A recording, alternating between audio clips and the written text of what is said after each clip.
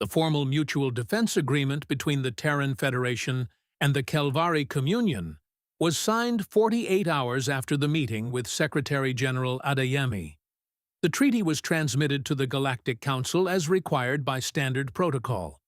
The response from the Council was, in various wordings from various delegates, a combination of alarm, objection, and the very specific anxiety of beings who had been quietly terrified of something for 2 centuries and were now watching that something start walking in a particular direction. They were ignored. Within 72 hours of treaty signing, Admiral James Harker, commander of the Terran Federation's 3rd Expeditionary Fleet, had received his operational orders. His fleet had been on standby at a degree of readiness that would have been extraordinary for any other civilization.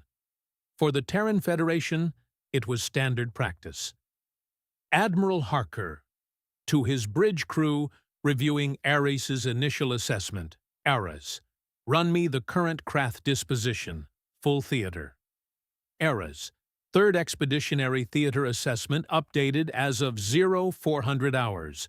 Krath Expansion Fleet Alpha, the primary invasion force, currently comprises 114 capital vessels, approximately 340 support and logistics vessels, and an estimated 60,000 ground force personnel already distributed across 3 occupied Kelvari systems.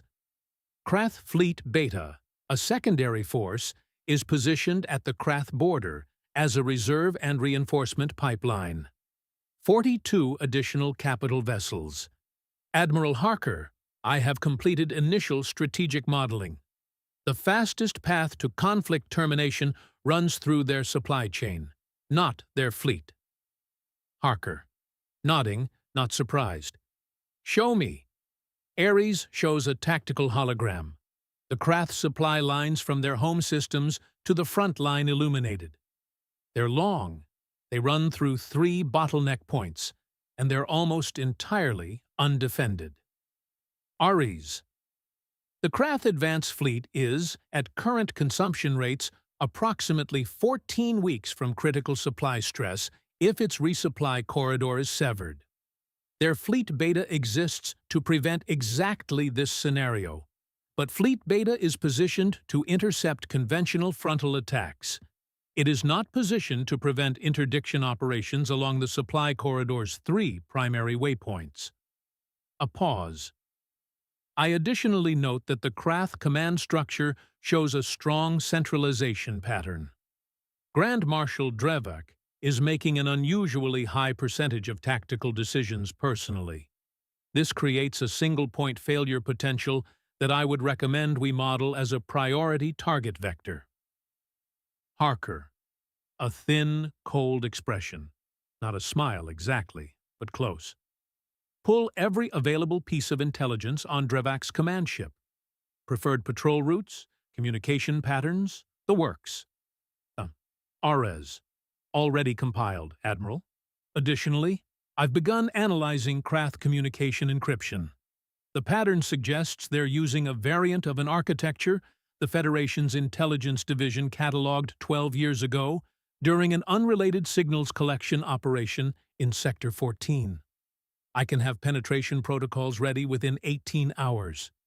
Harker looked at the display for a moment. Harker. 18 hours. Ares. 15, if you'd like me to prioritize. Harker. Prioritize. While the exchange between Harker and Ares takes place, outside in space, Terran Federation fleet forming up and beginning to move.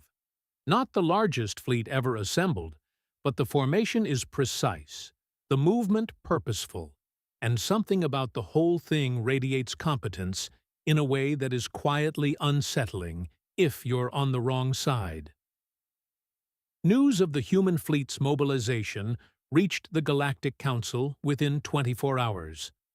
The response was, in the Council's polished and ancient tradition, a formally worded resolution expressing concern about the escalation of the conflict and calling for all parties to seek a negotiated settlement.